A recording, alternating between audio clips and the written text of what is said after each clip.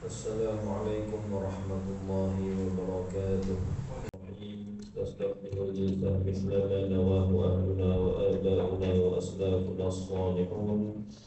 الله يدخل نياتنا في نياتهم ومقاصدنا في مقاصدهم وأعمالنا في أعمالهم، وأن الله يفتح علينا فتوح العارفين ويفقهنا في الدين ويعلمنا التأويل ويهدينا إلى سواء السبيل وإلى حضرة النبي المصطفى محمد صلى الله عليه وسلم.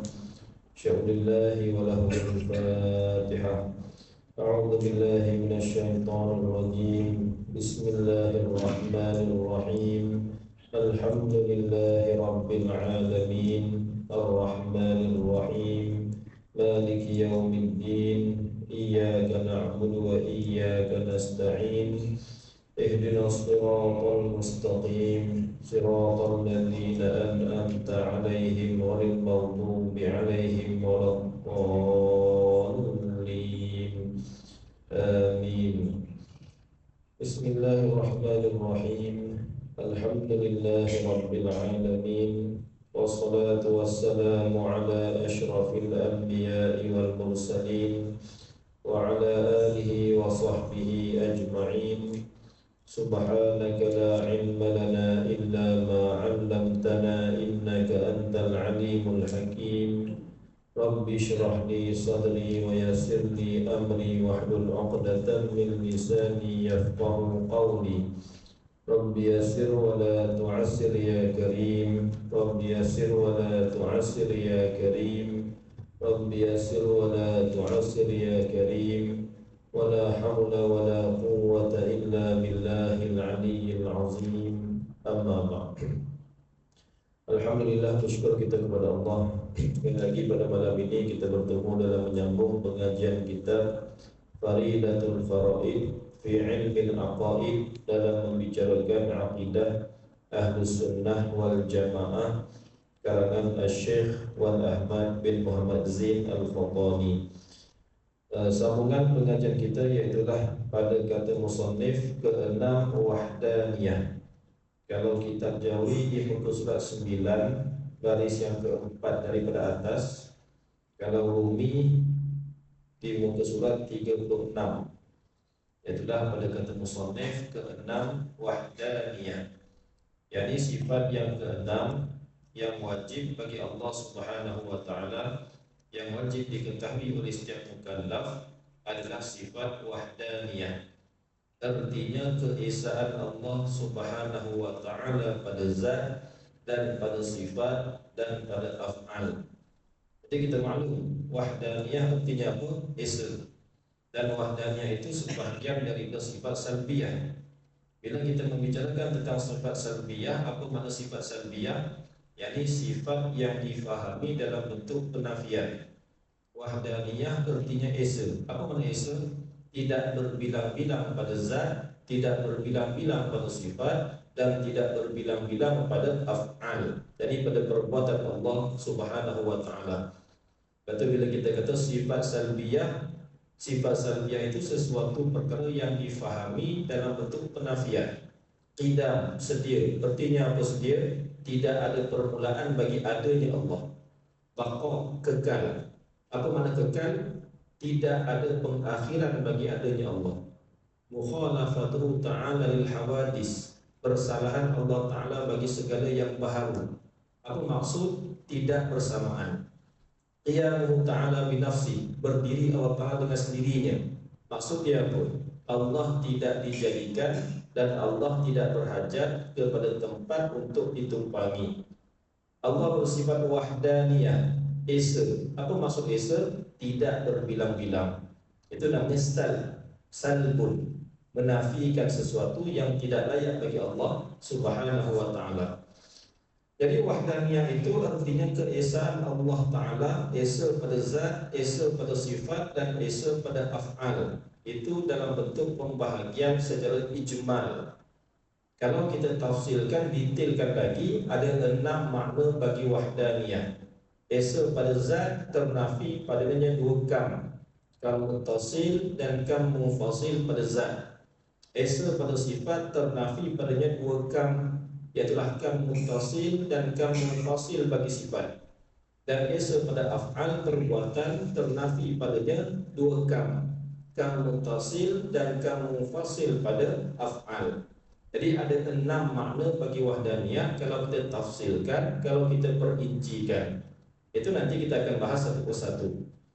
Baik, jadi esa itu esa pada zat, esa pada sifat, dan esa pada af'al. Esa pada zat ada dua pengertian, esa pada sifat ada dua pengertian, dan esa pada af'al ada dua pengertian. Bermakna seluruhnya ada 6 pengertian Allah bersifat dengan esa tersebut. Kalau kita faham hanyalah sekadar apa makna Tuhan itu esa, tidak ada berbilang-bilang pada zat Tuhan, itu hanya kita baru faham 1/6 daripada makna wahdaniyah. Itu belum sepenuhnya kita memahami tentang keesaan Allah Subhanahu wa taala. Kerana tidak ada satu zat yang menyamai dengan zat Allah, itu hanya 1/6 daripada segala makna bagi sifat wahdaniyahnya Allah Subhanahu wa taala. Baik, kata musannif dan maknanya bahawasanya Allah Ta'ala itu tiada zatnya bersusun daripada dua zat atau lebih. Bersalahan kebanyakan makhluk bersusun ia daripada beberapa banyak zat, yaitu segala juzuknya. Dan bersusun ini dinamakan dia kam muttasil pada zat. Baik, jadi makna esa pada zat itu ada dua pengertian.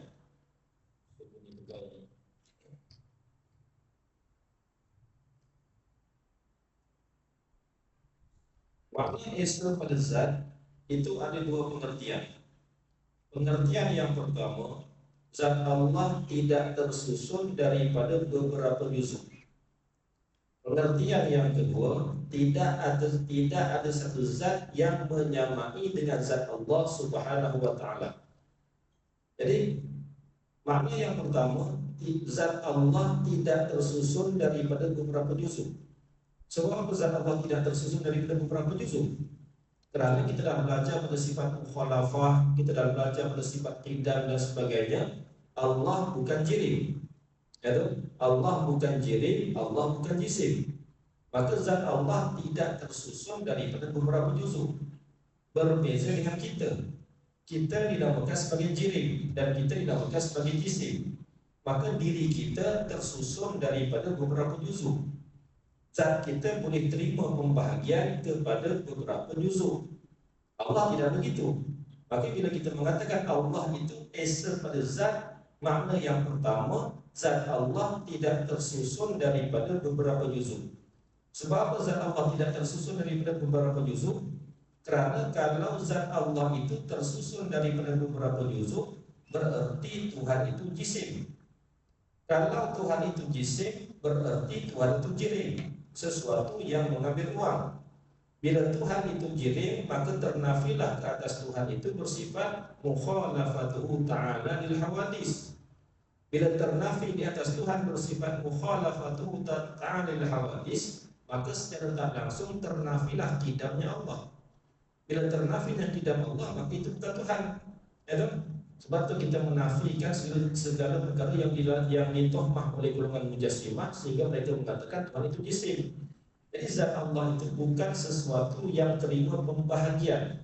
Zat Allah itu tidak terima juzuk yang tersusun yang ada padanya. Kerana apa? Kerana Allah bukan jirim, Allah bukan jisim. Allah zatnya itu ada, tidak bermula dengan tiada dan tidak berakhir dengan tiada. Kerana bila kita sebut sesuatu itu mengambil ruang, ruang itu bermula dari tiada kepada ada, pastilah sesuatu yang mengambil ruang itu bermula dari tiada kepada ada. Maka itu menafikan qidamnya Allah Subhanahu wa taala, dan itu perkara yang mustahil. Kita dah bincang dulu tentang dalil bagi sifat qidam, kita dah bincang tentang dalil bagi sifat mukhalafah, dan sekarang kita dah sabit dalam diri kita bermakna Allah itu bukan jirim, Allah tidak berhajat kepada ruang, Allah tidak berhajat kepada masa. Bila kita menafikan Tuhan itu jirim, secara tak langsung kita menafikan Tuhan sebagai jisim. Bila Tuhan itu bukan jisim, zat Allah bukan jisim, berarti zat Allah itu tidak terima pembahagian kepada beberapa juzuk. Itu makna esa pada zat dengan pengertian yang pertama, yaitu zat Allah tidak terima pembahagian kepada beberapa juzuk.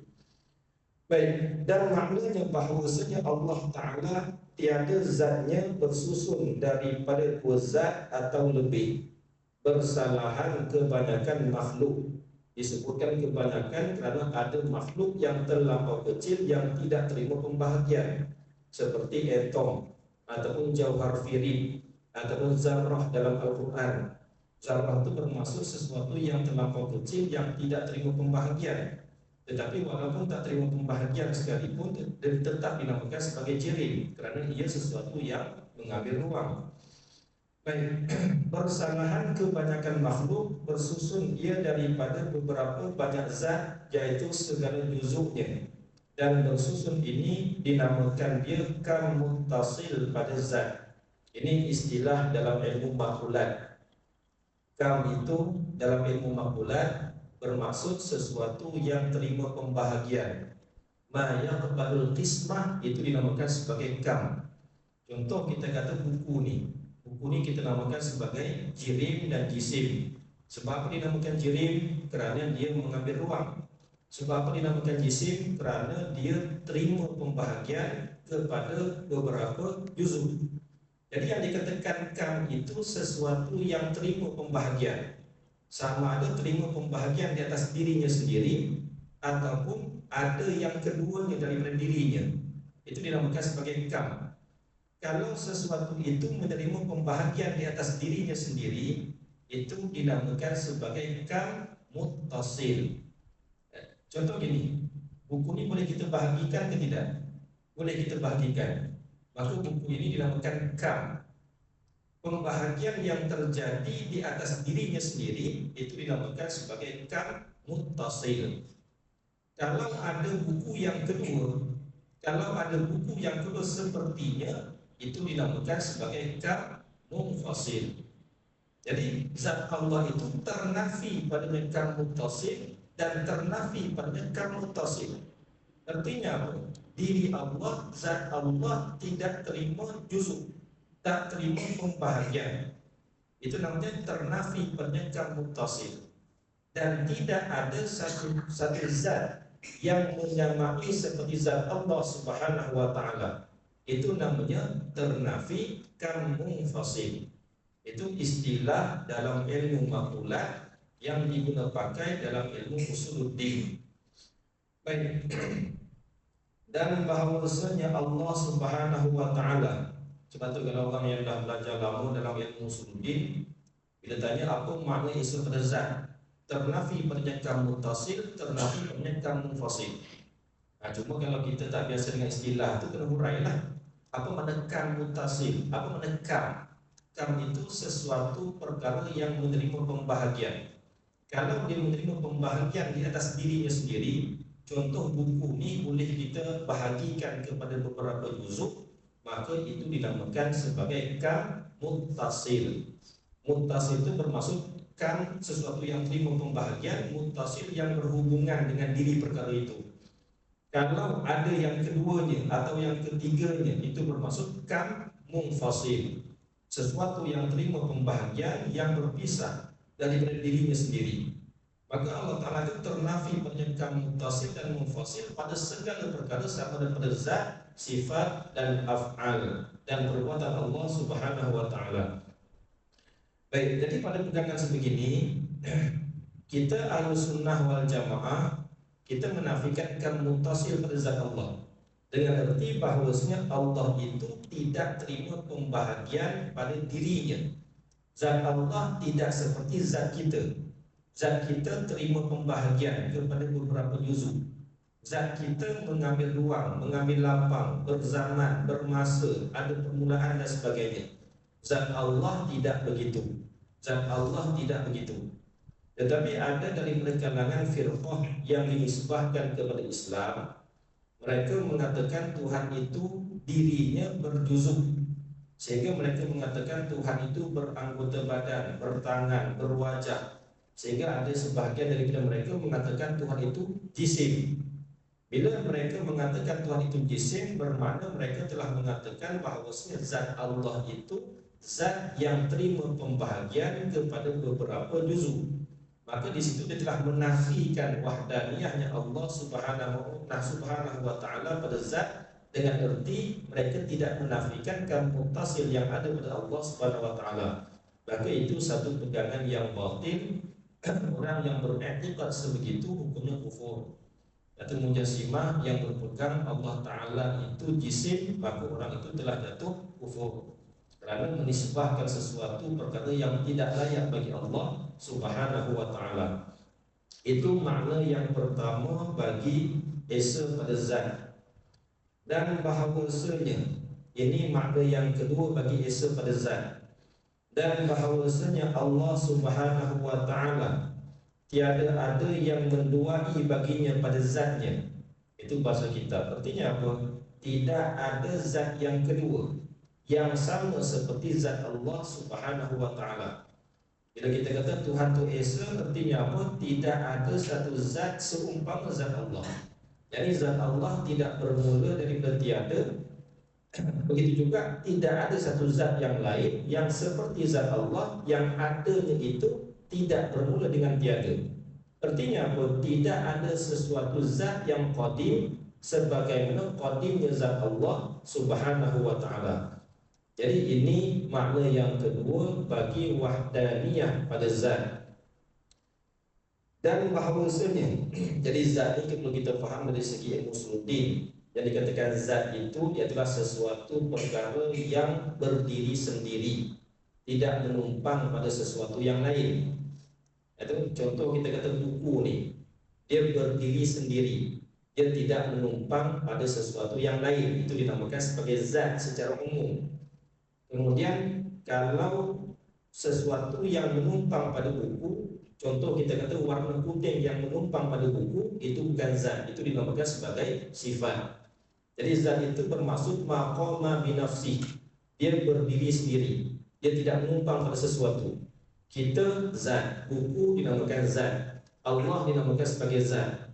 Kemudian kalau zat itu mengambil ruang, dinamakan sebagai jirim. Kalau zat yang mengambil ruang yang terima pembahagian kepada beberapa juzuk, dalam istilah dinamakan sebagai jisim. Jadi kita boleh mengatakan Allah sebagai zat, tetapi tidak boleh kita mengatakan Allah sebagai jirim. Apatah lagi kita mengatakan Tuhan sebagai jisim.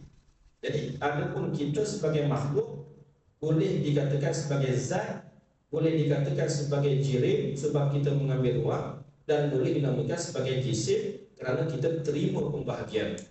Allah tidak boleh dikatakan jirim, Allah tidak boleh dikatakan sebagai jisim. Tetapi kalau kita mengatakan diri Allah itu sebagai zat, itu boleh, kerana takrif zat itu lebih umum berbanding jirim dan jisim. Baik, jadi makna yang kedua bagi wahdaniyah pada zat iaitulah dan bahawasanya Allah Ta'ala tiada ada yang menduai baginya pada zatnya, maka jadi ia berbilang-bilang, dan berbilang ini dinamakan kamunfasil pada zat. Jadi kalau ada sesuatu yang kedua, satu zat yang kedua yang sama seperti zat Allah, itu namanya kamunfasil. Contoh kita kata ada buku yang kedua, itu namanya kam munfasil. Maka kita menafikan kam munfasil bagi Allah Subhanahu wa taala dengan erti tidak ada satu zat yang qadim yang menyamai dengan zat Allah Subhanahu wa taala. Kerana kalau ada dua Tuhan, alam tidak akan terjadi. Sebab itulah diajarkan kita dalam Al-Quran, "Lau kana fihima alihatun illallah la fasadata." Jikalau seandainya di langit dan bumi itu ada Tuhan selain Allah, artinya apa? Ada satu Tuhan yang mempunyai zat dan sifat yang sama seperti Allah, la fasadata. Artinya langit dan bumi tidak akan terjadi. Sedangkan kita melihat kejadian alam, dan kita melihat alam itu terjadi dengan kejadian yang sangat indah, maka ternafilah berbilang-bilang kepada Tuhan. Bila ternafi berbilang-bilang kepada Tuhan, itu berarti Tuhan itu hanya satu. Tuhan itu hanyalah Esa. isim zat, sifat dan af'al. Baik, kalau bertanya kita apa bukti Tuhan itu satu? Apa bukti Tuhan itu satu? Jadi kita membuat satu andaian, kalau seandainya Tuhan itu berbilang-bilang, sekurang-kurang berbilang-bilang itu dua, mungkin mereka sepakat dalam menjadikan sesuatu, mungkin mereka tidak sepakat. Ada dua kemungkinan, kan gitu. Kalau seandainya ada dua Tuhan dan mempunyai sifat yang sama, mempunyai putrah yang sama, iradah yang sama, ilmu yang sama, kalam yang sama dan sebagainya, maka ada dua kemungkinan. Mungkin mereka sepakat, contohlah nak menjadikan alam, mungkin mereka sepakat untuk menjadikan alam, mungkin mereka tidak sepakat. Ada dua kemungkinan di situ. Kita bahas kemungkinan yang pertama. Kalau mereka sepakat untuk menjadikan alam, mungkin mereka menjadikan alam itu bersama-sama. Mungkin mereka menjadikan alam itu serentak. Boleh terima berakal ke tidak? Dua Tuhan sepakat untuk menjadikan alam, maka mungkin mereka menjadikan alam itu secara serentak. Masuk akal ke tidak? Tak masuk akal. Kerana satu kesan hanya terima satu yang memberi kesan. Tak terima pada akal dua memberi kesan menghasilkan satu kesan yang sama. Contoh kata para ulama, bila kita nak buat satu noktah, titik, boleh kita terima pada akal titik itu terjadi daripada dua pen. Tak masuk akal. Kalau kita letakkan dua pen, itu akan terjadi dua noktah. Bermakna satu noktah hanya terima kesan daripada satu pen. Kalau satu noktah terima kesan daripada dua pen, itu perkara yang tak masuk akal. Kerana yang akan terjadi adalah dua noktah. Jadi satu asar tidak terima dua muathir. Satu kesan tidak terima pada akal dua yang memberi kesan. Jadi kalaulah mereka sepakat dalam menjadikan alam dan mereka menjadikan alam itu secara serentak, itu tidak masuk akal, mustahil. Kerana apa? Kerana satu kesan hanya terima satu pemberi kesan. Ibaratnya satu noktah hanya terima kesan daripada satu pen. Kalau dua pen, dia akan terjadi dua noktah. Maka kemungkinan yang pertama itu batal. Ataupun mereka menjadikan alam itu secara tertib. Contoh, Tuhan yang pertama menjadikan alam, kemudian Tuhan yang kedua menjadikan perkara yang sama. Itu pun tak masuk akal, dinamakan sebagai tahsilul hasil. Katalah Allah telah menjadikan langit dan bumi, kemudian Tuhan yang kedua pun menjadikan langit bumi yang telah dijadikan oleh Allah Subhanahu wa taala. Itu dinamakan sebagai tahsilul hasil. Contohnya kita dah buat surau, kemudian orang lain nak buat surau yang sama.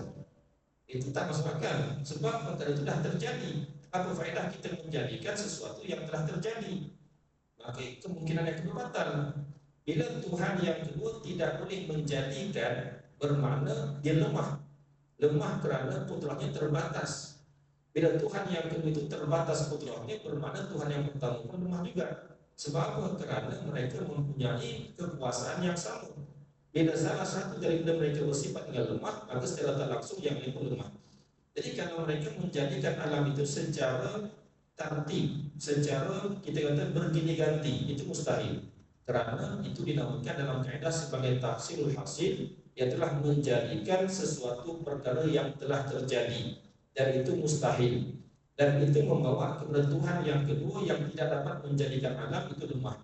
Secara tak langsung Tuhan yang pertama yang telah menjadikan alam pun lemah juga, kerana mereka mempunyai sifat yang sama. Kalaulah kata mereka bahagi dua, Tuhan yang pertama menjadikan langit, Tuhan yang kedua menjadikan bumi. Ini kita bicara tentang kalau dua Tuhan, apakah boleh terima pada akal ke tidak? Kalau dua Tuhan dan mereka sepakat dan mereka menjadikan alam serentak, itu mustahil. Ataupun mereka menjadikan alam itu secara berganti-ganti, mula-mula Tuhan yang pertama, kemudian Tuhan yang kedua, itu pun mustahil, tak masuk akal. Kerana tidak ada faedahnya menjadikan sesuatu yang telah terjadi. Kemudian kemungkinan yang ketiga, kalau mereka sepakat, mereka membahagikan tugas. Tuhan yang pertama menjadikan langit, Tuhan yang kedua menjadikan bumi. Maka para ulama mengatakan berarti dua-dua Tuhan itu lemah. Karena Tuhan yang menjadikan langit, dia tidak ada kekuasaan untuk menjadikan bumi. Tuhan yang menjadikan bumi, dia tidak ada kekuasaan untuk menjadikan langit. Bermakna kudrahnya terbatas hanya kepada sesuatu yang dapat dia lakukan. Sesuatu yang dilakukan oleh Tuhan lain, kudrahnya tidak dapat ta'aluk di situ. Maka itu pun lemah, kata para ulama. Berarti mustahil kalau Tuhan itu berbilang-bilang dan mereka sepakat untuk menjadikan sesuatu. Itu kalau sepakat mustahil. Kalau mereka tidak sepakat, contoh Tuhan yang pertama nak menjadikan bumi itu bulan, Tuhan yang kedua nak menjadikan bumi itu segitiga, mustahil itu tidak. Maka ada tiga kemungkinan yang mungkin terjadi, kata para ulama. Yang pertama, lulus kehendak kedua-duanya, itu tak masuk akal. Lulus kehendak kedua-duanya bermaksud gini: Tuhan yang pertama menjadikan bumi bulat dan Tuhan yang kedua menjadikan bumi segitiga dengan bumi yang sama. Itu dua perkara yang berlawanan. Kalau terjadi itu tak masuk akal. Lulus kehendak kedua-duanya itu perkara yang tak masuk akal, kerana itu dua perkara yang berlawanan. Ataupun tidak lulus kehendak kedua-duanya, itu pun mustahil. Contoh, Tuhan yang pertama nak menjadikan bumi itu bulat, tidak terjadi. Tuhan yang kedua nak menjadikan bumi itu segitiga, tidak terjadi. Itu bermaksud tidak lulus kehendak kedua-duanya. Itu pun mustahil, kata para ulama. Mesti salah satu lulus kehendaknya dan salah satu tidak. Kalaulah kata Tuhan yang pertama itu menjadikan bumi itu bulat dan Tuhan yang kedua tidak dapat menjadikan bumi itu segitiga, bermakna Tuhan yang kedua itu lemah dan secara tak langsung Tuhan yang pertama pun lemah. Sebab kerana mereka mempunyai sifat ketuhanan yang sama. Sebab itu Allah Ta'ala telah mengatakan, "Lau kana fihima alihatun illallah la fasadata." Jika langit dan bumi ini ada dua Tuhan, ada satu Tuhan yang selain Allah, maka langit dan bumi tidak akan terjadi.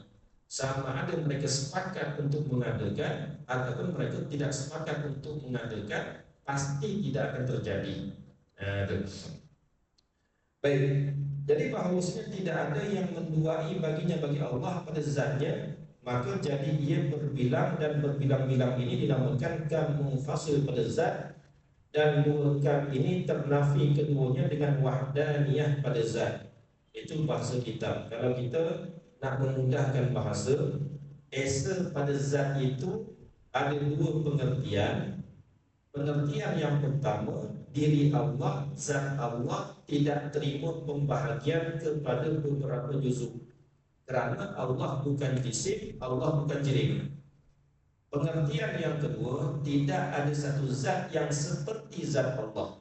Tidak ada satu zat yang sama qadimnya seperti zat Allah Subhanahu wa ta'ala. Maka itu dua makna bagi esanya Allah pada zat. Baik, dan bahawasanya Allah Subhanahu wa ta'ala tiada baginya dua sifat atau lebih. Sekarang kita masuk pada perbicaraan esa pada sifat. Esa pada sifat, apakah pengertiannya? Sedangkan kita belajar sifat apa? Sifat uluh. Sedangkan bila kita belajar sifat wahdaniyah, Allah itu esa pada zat dan esa pada sifat. Dan sifat Allah itu kata sebagai ulama 20 sifat, kata sebagai ulama 13 sifat. Sedangkan dalam perbahasan wahdaniyah, Allah esa pada sifat. Yang ini perlu kita fahami, apa maksud esa pada sifat. Dan bahawasanya Allah Ta'ala tiada baginya dua sifat atau lebih daripada jenis yang satu, seperti dua putrah atau tiga. Dan berbilang-bilang pada sifat ini dinamakan kam muttasil pada sifat. Jadi esa pada sifat itu bermaksud setiap sifat ma'ani bagi Allah itu hanya satu sahaja. Contoh, Allah hanya ada satu putrah, Allah hanya ada satu iradah, Allah hanya ada satu ilmu, Allah hanya ada satu kalam, satu sama, satu basar dan sebagainya. Setiap jenis sifat itu satu. Bukan Allah hanya ada satu sifat. Itu sifat kesempurnaan bagi Allah itu banyak, tidak terhitung banyaknya. Cuma sifat kesempurnaan bagi Allah yang wajib diketahui oleh kita sebagai mukallaf, maka sebagian ulama mengatakan 20 sifat. Itu pendapat Al-Imam Abu Bakar Al-Baqillani dan Imam Al-Haramain. Sebagian ulama seperti Al-Imam Abu Hasan Al-Ash'ari mengatakan 13 sifat. Jadi sifat kesempurnaan itu banyak. Cuma sifat yang diperkenalkan dalam Al-Quran, sebagian mengatakan 20 sifat, sebagian mengatakan 13 sifat. Itu bukan maksud wahdaniyah bersifat. Yang dikatakan wahdaniyah bersifat yaitulah setiap jenis sifat itu hanya satu. Artinya Allah ada satu putrah. Allah tidak ada dua putrah ataupun lebih. Allah ada satu iradah. Allah tidak mempunyai dua iradah ataupun lebih. Allah hanya ada satu ilmu, tetapi ilmu Allah meratai bagi segala perkara. Allah Ta'ala mengetahui segala sesuatu daripada perkara yang wajib, mustahil dan harus.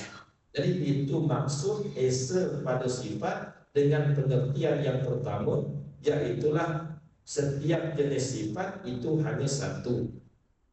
Kalau kita mengatakan Allah mempunyai dua kudrah, maka kita menyalahi dengan nas Al-Quran dan sunnah Nabi Sallallahu Alaihi Wasallam. Kerana tidak ada langsung dalam Al-Quran dan sunnah Nabi Sallallahu Alaihi Wasallam menyatakan bahawasanya Allah mempunyai dua kudrah. Tidak ada di dalam Al-Quran dan Sunnah menyatakan bahawasanya Allah mempunyai dua ilmu, dua iradah, dua kalam dan sebagainya. Dalam Al-Quran dan Sunnah hanya menyatakan Tuhan itu bersifat qudrah. Innallaha ala kulli syai'in qadir. Innallaha ala kulli syai'in qadir. Sesungguhnya Allah di atas segala sesuatu mengetahui, berkuasa menjadikan segala sesuatu. Jadi kalau kita mengatakan berbilang-bilang pada setiap jenis sifat, kemana itu menyalahi dengan nas dari Al-Quran dan Sunnah dan ijma' para ulama. Lagi pula kalau seandainya Tuhan itu mempunyai dua putrah. Putrah ini artinya berkuasa. Dengan putrah itulah Allah menjadikan sesuatu dan meniadakan sesuatu. Dan itu perkara yang tak masuk akal. Kerana bila kita mengatakan Allah bersifat dengan putrah kuasa, bermakna kuasa Allah meratai bagi segala perkara. Allah berkuasa menjadikan segala sesuatu yang mungkinan. Jadi kalaulah kita mengatakan Allah mempunyai dua putrah, putrah pertama menjadikan bumi dan putrah kedua tidak dapat menjadikan bumi, maka itu perkara yang tak masuk akal. Kerana Allah bersifat dengan kesempurnaan, berarti sifat Allah meratai bagi segala perkara dengan tidak ada yang dapat menghalangi. Kalau Tuhan mempunyai dua putrah, kalau putrah yang pertama menjadikan bumi, putrah yang kedua tidak dapat menjadikan bumi, maka berarti itu lemah, tidak dinamakan kuasa, itu dinamakan sebagai lemah. Jadi pada akal pun tak masuk akal kalau Tuhan mempunyai dua sifat daripada setiap jenis. Dan pada nakal dari Al-Quran dan Sunnah pun tidak ada kenyataan bahawa Tuhan mempunyai dua sifat daripada satu jenis sifat yang sama. Itu makna esa pada sifat, dengan erti setiap jenis sifat itu hanya satu sahaja. Dan bahawasanya Allah Subhanahu wa Ta'ala tiada baginya dua sifat atau lebih daripada jenis yang satu, seperti dua qudrah atau tiga putrah, dan berbilang-bilang pada sifat ini dinamakan kam muttasil pada sifat. Kalau Tuhan mempunyai dua putrah, tiga putrah, maka itu dinamakan sebagai kam muttasil. Kita menafikan Allah mempunyai kam muttasil pada sifat. Kata orang yang mengatakan Tuhan bertangan, apatah lagi orang yang mengatakan Tuhan ada tangan kanan, ada tangan kiri. Menisbahkan tangan kepada Allah itu pun dah salah dah salah pegangan. Bermakna dia telah mengatakan Tuhan itu jisim. Kemudian dia mengatakan Tuhan itu ada tangan kanan, ada tangan kiri. Bermakna dia mengatakan Tuhan mempunyai dua putrah. Soalnya gitu. Bila Tuhan mempunyai dua putra berarti itu mustahil. Kerana apa? Kerana akan membawa kepada bahawasanya sifat Allah Subhanahu wa taala itu tidak sempurna ta'alumnya. Kerana Allah kalau menjadikan dengan satu putra sahaja, maka satu putra lagi tidak mampu untuk menjadikan sesuatu, bermakna itu lemah kepada Allah Subhanahu wa taala. Dan bahawasanya tiada ada bagi yang lain daripadanya daripada Allah Subhanahu wa taala sifat yang menyerupai akan sifat daripada segala sifatnya Allah Subhanahu wa taala, dan menyerupai sifat yang lain bagi sifatnya ini dinamakan kam munfasil pada sifat. Dan dua kam ini ternafi keduanya dengan wahdaniyah pada sifat. Itu bahasa kitab. Itu bahasa kita Jawa ini pening, kalau baca sendiri itu pening. Tapi kalau biasa dengar ulasan, syarahan, insya Allah boleh faham. Kalau kita dah biasa mendengar perbahasan, kalau kita baca sendiri, insya Allah boleh faham. Jadi makna yang kedua bagi esa pada sifat itu dengan erti tidak ada sesuatu yang selain Allah mempunyai sifat yang sama seperti Allah. Itu namanya apa? Kam munfasil.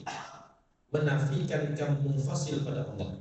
Tidak ada satu zat yang lain yang mempunyai sifat yang sama seperti Allah Subhanahu wa taala. Jadi esa pada sifat itu ada dua pengertian. Yang pertama, setiap jenis sifat itu hanya satu, menafikan berbilang-bilang bagi setiap jenis sifat. Itu yang pertama. Dalam istilah dinamakan menafikan kam muttasil pada sifat. Pengertian yang kedua, tidak ada satu sifat yang tidak ada satu zat yang lain yang mempunyai sifat yang sama seperti sifat Allah Subhanahu wa taala. Contoh, qudrah artinya kuasa. Sifat qudrah Allah menjadikan dan meniadakan. Kita ada qudrah ke tidak? Ada, kita pun ada qudrah. Tetapi qudrah kita bukan menjadikan, bukan meniadakan. Qudrah kita hanya berhubungan dengan sesuatu tindakan yang menghasilkan tindakan Allah Subhanahu wa taala. Qudrah kita hanya berhubungan dengan sesuatu tindakan yang terjadi. Berhubungannya qudrah kita, kemampuan kita dengan sesuatu yang terjadi, itu dinamakan sebagai kasbun, usaha. Sebab itu Allah sebut dalam Al-Quran, al-yawma tujza kullu nafsin bima kasabat. Pada hari ini akan dibalas setiap diri itu dengan barang yang diusahakan. Allah tidak mengatakan kita menjadikan, Allah mengatakan kita berusaha. Jadi usaha ini maksudnya apa? Dalam Ahlus Sunnah wal Jamaah mengatakan usaha itu ialah berhubungan qudrah makhluk, qudrah hawadis dengan sesuatu yang terjadi. Kita hanya berhubungan. Yang menghasilkan siapa? Allah Subhanahu wa taala. Kerana kalau kita mengatakan kita yang menghasilkan tindakan, berarti kita telah mendakwa ada satu zat yang mempunyai sifat yang sama seperti sifat Allah Subhanahu wa taala. Kerana yang menjadikan sesuatu adalah Allah Subhanahu wa taala, yang meniadakan sesuatu adalah Allah Subhanahu wa taala dengan kudrah yang ada pada Allah Subhanahu wa taala. Jadi kudrah Allah mengadakan dan meniadakan. Kudrah kita, kekuatan kita bukan mengadakan dan meniadakan. Kalau kudrah kita pun mengadakan dan meniadakan, bermakna kita telah mendakwa ada sifat yang sama seperti sifat Allah Subhanahu wa taala, dan itu mustahil. Berarti kita telah menafikan wahdaniyah pada sifat dengan erti menafikan kam munfasil pada sifat. Batu di sisi kita nanti Ahlussunnah wal Jamaah, perbuatan hamba bukan mengadakan dan meniadakan. Perbuatan hamba itu dinamakan sebagai usaha dan ikhtiar. Usaha itu yang kita sebutkan tadi berhubungan sahaja dengan tindakan yang berlaku. Yang dikatakan ikhtiar itu bila sesuatu itu terjadi dengan sengaja, maka dinisbahkan perbuatan itu kepada kita. Itu dinamakan sebagai ikhtiar. Artinya apa? Pada pandangan mata kita, dia yang memilih pada zahir. Tetapi hakikat yang menggerakkan hati memilih siapa? Allah Subhanahu wa taala. Maka sebab itulah sesuatu perkara yang hasil dari tindakan kita, yang terjadi pada tindakan kita, dinisbahkan kepada kita, kitalah yang menerima hukum di atas perbuatan tersebut. Batu ada syariat. Artinya apa? Contoh bila kita sembahyang, yang dikatakan kudrah kita hanya berhubungan dengan perbuatan sembahyang yang terjadi. Itu namanya usul. Yang menghasilkan perbuatan sembahyang siapa? Allah Subhanahu wa taala. Dan kita ada ikhtiar, pilihan pada zuhir. Artinya orang nampak kita yang mengerjakan sembahyang, maka sembahyang itu dinisbahkan kepada kita, dan kitalah yang akan mendapat balasan di atas perbuatan sembahyang tersebut. Itu dinamakan sebagai ikhtiar. Walaupun dari segi batinnya yang menggerakkan hati adalah Allah Subhanahu wa taala.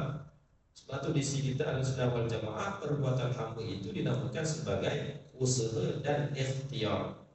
Itu sebagai menolak fahaman golongan Mu'tazilah dan menolak fahaman golongan Murji'ah atau golongan Jabariyah. Kalau golongan Mu'tazilah, mereka mengatakan kitalah yang menghasilkan perbuatan yang ada pada kita. Contoh, bila melakukan perbuatan itu bukan Allah, kita yang menghasilkan perbuatan tersebut. Bermakna itu telah menafikan keesaan Allah pada sifat, dengan erti ada satu sifat yang selain Allah yang mampu mengadakan sesuatu dan meniadakan sesuatu seperti Allah. Bila menafikan wahdaniyah pada sifat, berarti menafikan wahdaniyah pada Allah. Bila menafikan keesaan pada Allah, artinya apa? Orang itu telah jatuh kufur dengan pegangan tersebut. Lalu kalau kita mengatakan sesuatu itu terjadi dengan tabiat diri perkara tersebut, maka jatuh kufur. Contoh, bila kita minum air, pegangan kita air itulah yang menghilangkan dahaga, jatuh kufur. Wa yaqul bil tabi au bil illah fa dzaka kufrun 'inda ahli millah. Barang siapa yang mengatakan dengan tabiat ataupun illah, maka orang itu kufur di sisi ahli agama, yakni para ulama rahimahullah. Dan kita tidak boleh memberi kesan dengan arti menjadikan dan meniadakan sesuatu.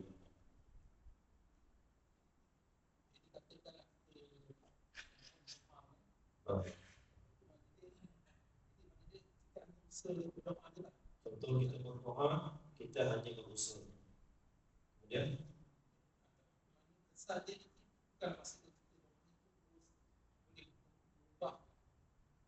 dan doa, bagi doa tu contoh kita berdoa, doa memberi manfaat sama ada pada qada mubram ataupun qada muallaq. Tapi kalau kita bahas pada doa tu, dia pembahasan yang lain. Dia akan bahas pada masalah qada mubram, qada muallaq. Jadi maksud tidak ada satu sifat yang menyamai dengan sifat Allah tu gini. Sebab kalau kita pergi kepada masalah doa itu jauh panjang pembahasan itu. Maksud yang kita bahas ini tidak ada satu sifat yang menyamai dengan sifat Allah itu. Artinya Allah itu wujud, tidak ada satu wujud yang sama seperti wujudnya Allah. Allah qidam dan baqa, tidak ada satu pun yang qidam dan baqa seperti Allah, dan sebagainya. Allah mempunyai kudrah, tidak ada satu kudrah yang sama seperti kudrahnya Allah. Artinya apa? Kudrah kita bukan menghasilkan, bukan menjadikan sesuatu. Contoh bila kita potong kayu, jadi kudrah kita hanya berhubungan dengan tindakan yang terjadi. Kemampuan kita hanya berhubungan sahaja. Ibaratnya apa? Ibaratnya wire, dia bersambungan dengan lampu. Yang menghidupkan bukan wire tu, yang menghidupkan siapa? Elektrik. Ibarat begitu.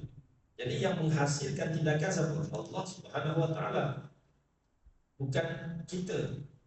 Karena kalau kita mengatakan kita yang menghasilkan, kita yang menjadikan perbuatan kita sendiri, bermakna ada satu kudrah yang selain Allah yang mempunyai kudrah yang sama seperti kudrahnya Allah, mengadakan sesuatu dan meniadakan sesuatu.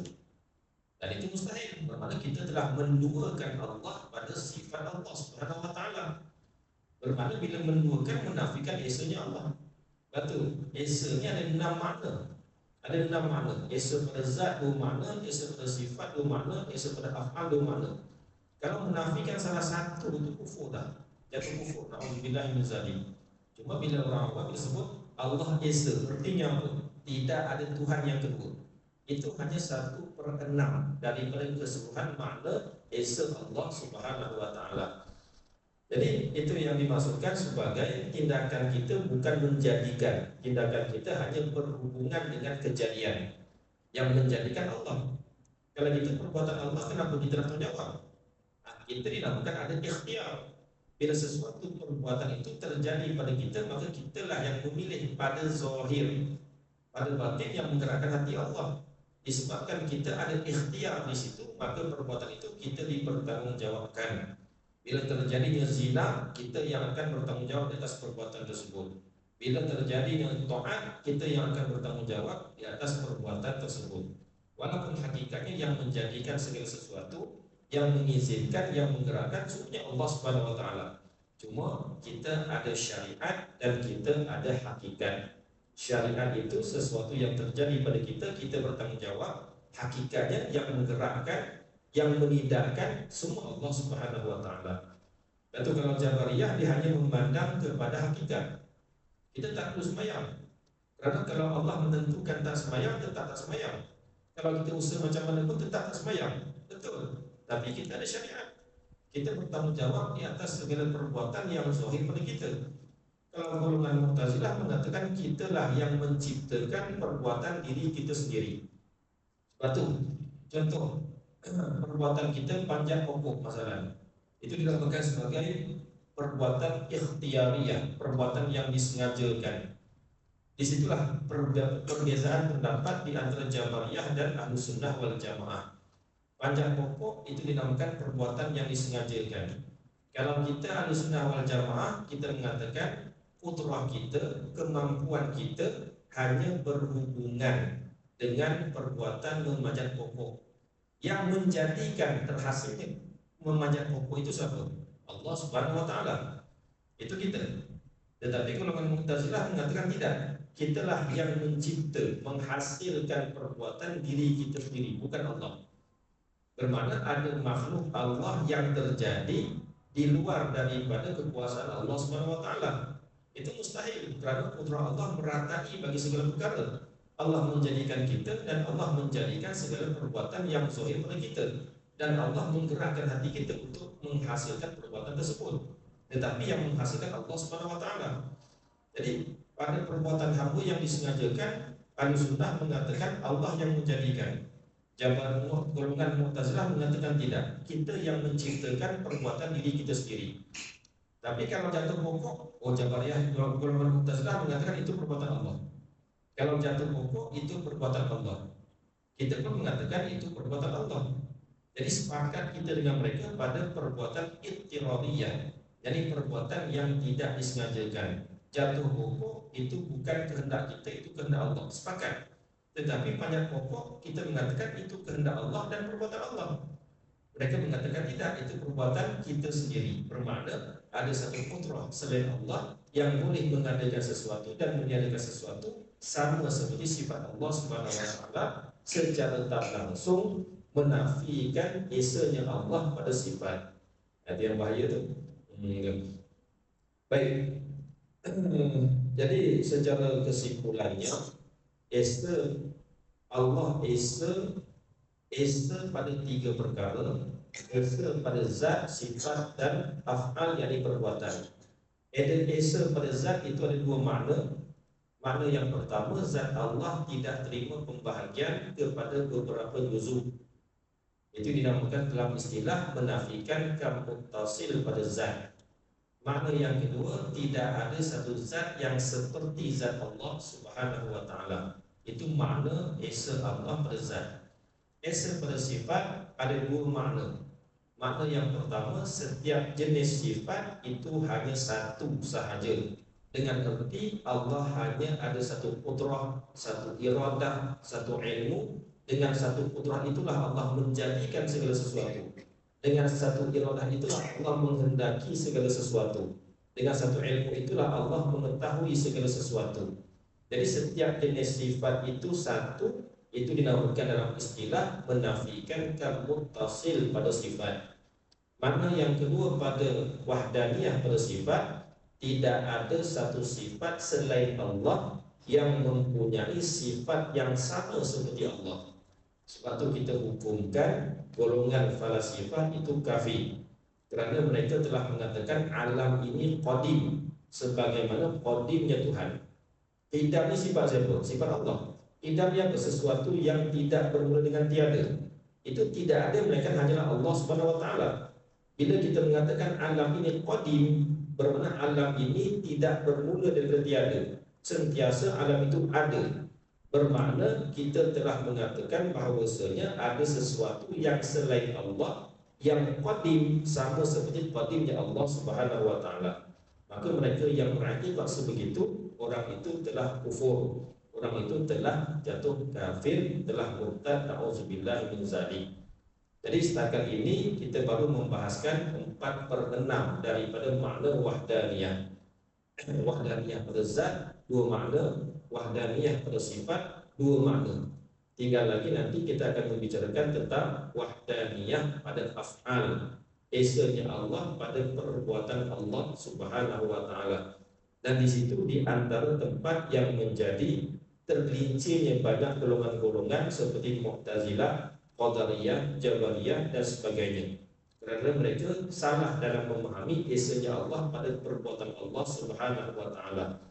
Atau orang yang mengatakan sesuatu terjadi dengan tabiat dia. Contoh kita mengatakan api itu menghanguskan dengan tabiat yang ada pada api. Maka orang itu telah menafikan esanya Allah pada perbuatan Allah. Secara tak langsung dia telah mengatakan ada satu sifat yang menyamai seperti sifat Allah Subhanahu Wa Taala. Maka barang siapa yang menafikan esanya Allah pada salah satu daripada 6 perkara tersebut, orang itu na'udzubillah min zalik, telah jatuh kufur. Baik, jadi setakat ini kita baru membicarakan 4/6. InsyaAllah pada pertemuan yang akan datang kita akan bicara tentang esanya Allah pada af'al. Ada 2 pengertian, dan itu nanti kita akan bahas pada pertemuan yang akan datang. Wabillahi taufiq wal hidayah. Wallahu subhanahu wa ta'ala a'lam bis-shawab. Amin amin amin amin ya rabbal alamin. Allahumma aftah alaina futuhal arifin wa wasi' arzaqana wa nawwir qulubana waj'al a'malana khalisatan liwajhikal karim. Allahumma ahsin 'aqibatana fil umuri kulliha wa ajirna min khizyid dunya wa 'adzabil akhirah. Allahumma inna nas'aluka ridhaka wal jannah wa na'udzubika min sakhatika wan nar. Allahumma la tusallit 'alaina bi dhunubina man la yakhafuka wa la yarhamuna. Allahumma innaka 'afuwun karimun tuhibbul 'afwa fa'fu 'anna wa 'an walidina wa 'an jami'il muslimina wal muslimat wal mu'minina wal mu'minat al ahya'i minhum wal amwat bi rahmatika ya arhamar rahimin. وصلى الله على سيدنا محمد وعلى آله وصحبه وسلم تسليما كثيرا والحمد لله رب العالمين.